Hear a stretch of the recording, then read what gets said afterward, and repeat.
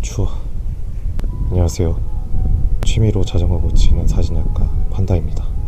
추워가지고 멀리 나갈 수는 없고 그냥 작업실 뒤편에 공간이 있어서 여기서 영상을 찍고 있습니다.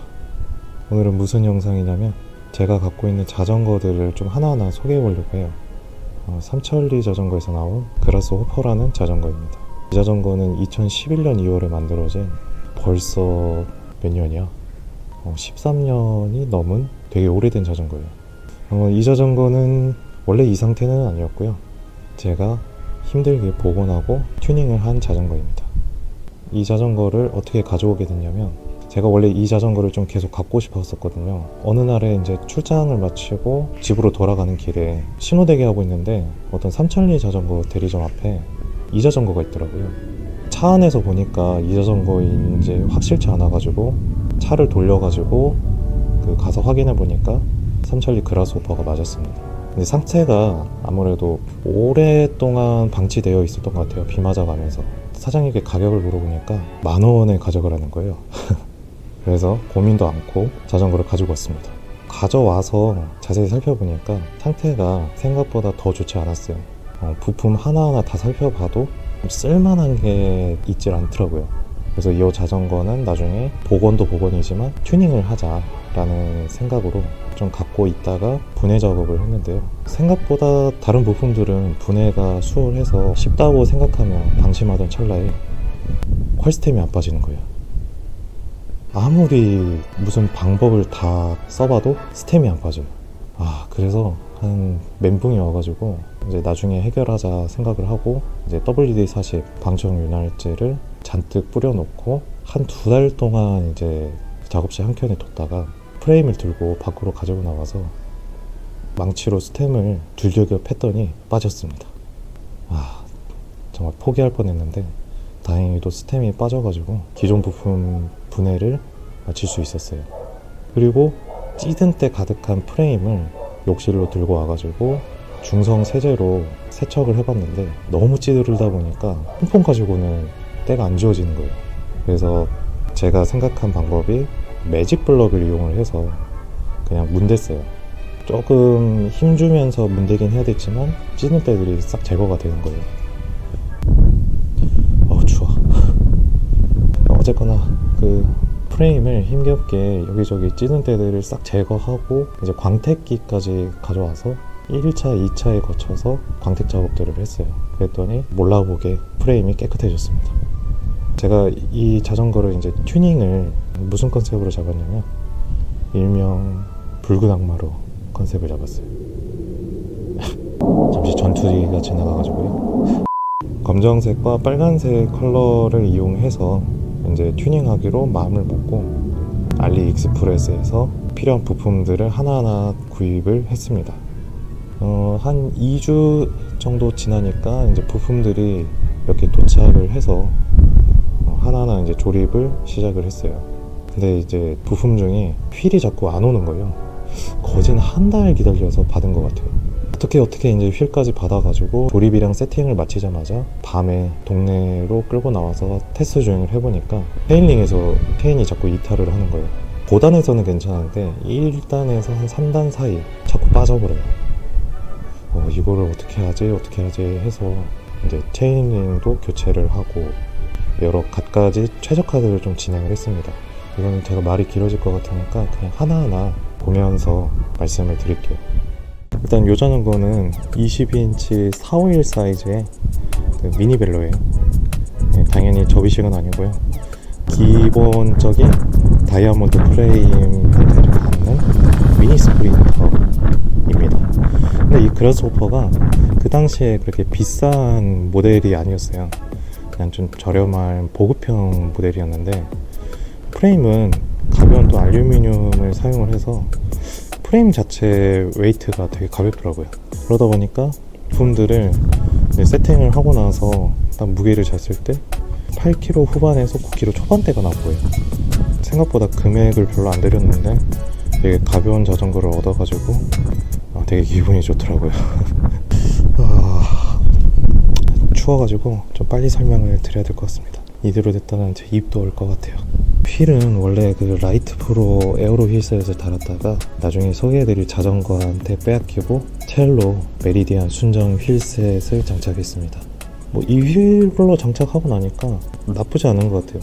워낙에 이 그라스호퍼가 라이트한 좀 디자인이다 보니까 휠셋도 오히려 두꺼운 그 에어로 휠셋보다는 좀 이런 라이트한 그 휠셋이 좀 괜찮다는 생각이 들었어요. 타이어 같은 경우에는 켄다의 퀵롤러 스포츠라는 타이어입니다. 보통 이 타이어가 미니벨로의 순정 타이어로 많이 채택되는 타이어거든요. 그래서 평가가 많이 없어가지고 저도 이 타이어를 살까 말까 고민을 했는데, 일단 이 타이어가 8분의 3 사이즈로 좀 두꺼운 편이고 트레드가 되게 좀 적극적이에요. 일단 주행감이 나쁘지 않더라고요. 쫀쫀하고, 저 트레드 덕분인지 아니면 이 두께 덕분인지 모르겠는데 타보니까 그립감도 나쁘지 않더라고요. 되게 만족하며 타고 있습니다. 그리고 브레이크는 아비드 제품으로 선택을 했습니다. 제동력 조끼로 소문난 브레이크죠. 이거 패드 순정이거든요. 다른 걸로 바꾸지 않고 쓰고 있는데 제동력 나쁘지 않더라고요.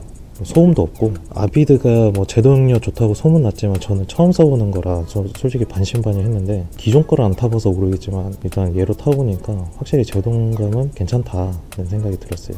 지금 이렇게 빨간색 포인트가 들어가 있는데 볼트랑, 이건 제가 매니큐어로 칠한 거예요. 그냥 은색으로 되어 있는 게 좀 너무 평범하고 그래서 좀 포인트 주고 싶어서 과감하게 매니큐어로 칠했는데, 뭐 멀리서 보면 나쁘지 않죠. 뭐 가까이서 보면 약간 칠한 티가 좀 나긴 하지만. 그리고 앞에서 보시면 이 케이블들 빨간색으로 포인트 줬죠. 브레이크 케이블 마감재도 빨간색, 주름관 이것도 빨간색 라이트 프로 걸로 장착했고요. 브레이크 레버도 아비드 거를 사용했어요. 그러니까 이거랑 같이 세트로 산 거예요. 그래서 이 조합이다 보니까 되게 브레이크가 좋아요. 레버 같은 경우에는 에르곤 타입이라고 하죠. 약간 이렇게 손목을 받쳐주는 타입의, 이게 라이더 에이스 거인데 뭐 알리에서 보니까 뭐 브랜드만 다르고 똑같이 생긴 거 여러 팔고 있더라고요. 근데 저는 이제 빨간색 포인트 주고 싶어서 2연속으로 구입했고, 근데 뭐 그립감은 괜찮고 손목 받쳐주니까 좋더라고요. 그리고 엄지 그립 탈 때 이 엄지가 이렇게 있으면 되게 아프더라고요. 그래서 이렇게 딱 잡고 탈 수 있게 이 엄지 그립을 장착했는데 이거 나쁘지 않습니다. 괜찮아요. 뭐 제 기준에서는 나쁘지 않는데 다른 분들은 어떨지 모르겠어요. 근데 이게 약간 좀 뿔 같지 않나요? 귀여운 무슨 아기 악마의 뿔 같은 느낌. 이 뭔 개소리야! 핸들바 와서 그래 얘기하는데, 최근에 제가 라이저바로 바꿨어요. 원래 일자바를 썼었는데 이 핸들 포지션이 너무 낮아서 제가 허리를 로드만에 약간 좀 굽혀서 타야 되니까 장거리 할 때는 저는 좀 취향이 좀 안 맞더라고요. 라이저바로 바꿔가지고 기존 거보다 약간 3cm 높아졌는데 완벽하게 편한 건 아니지만 그래도 기존보다는 확실히 편해져서 만족합니다. 그리고 스템도 제가 좀 포지션을 더 높이 확보를 하려고 이 각도 조절 스템을 장착했고요.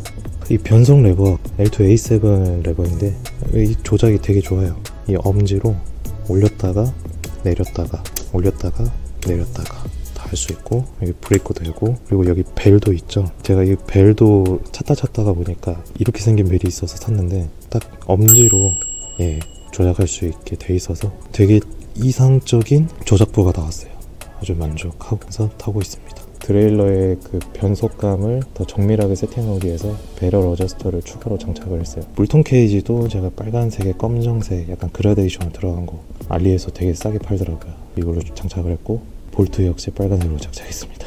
그리고 프레임으로 와서 얘기하는데, 프레임 이거 광택 내느라고 진짜 많이 공들였습니다. 완전 그 말도 안 되는 상태에서 이 정도로 만들어냈습니다. 되게 뿌듯해요. 제가 체인링을 이 라이트 프로의 네로 와이드라는 체인링으로 교체했거든요. 티수는 45T짜리로 장착을 했는데 이걸로 바꾸고 나니까 한 번도 체인이 이탈된 적이 없어요. 되게 꽉 잡아줘요. 이게 왜 그런가 봤더니 규칙적으로 다른 이빨들이 꽉 잡아주다 보니까 체인이 이탈하지 않는다고 하더라고요. 픽싱 볼트는 빨간색으로 역시 포인트 주고, 요거는 원래 은색이었는데 제가 매니큐어로 칠해서 좀 포인트 줬습니다. 크랭크는 라이트 프로 거 사각 비비용 알루미늄 크랭크예요. 페달은 이것도 알리에서 구입한 건데 구름성은 그다지 좋진 않은데 그냥 이 빨간색 이 포인트가 이뻐가지고 구입했어요. 면적이 크다 보니까 제가 발이 큰데 그걸 커버를 잘 해주니까 만족합니다. 그리고 체인은 이것도 얼마 전에 바꿨는데 금색으로 교체했어요. 사실 이거 의도한 건 아닌데 제가 그 전에 세팅했던 체인 길이가 너무 짧아가지고 바꾸려다 보니까 알리에서 이거를 5,000원에 팔길래 바로 구입했습니다. 구입해서 이걸로 교체를 했고, 드릴러는 L2A7 10단용 드릴러예요. 스프라켓이 무려 11에 40T짜리를 적용했습니다. 앞은 45T고 뒤에는 40T나 되는 스프라켓 장착을 해서 어느 정도 고속이랑 뒤를 다 커버할 수 있는 세팅으로 만들었습니다.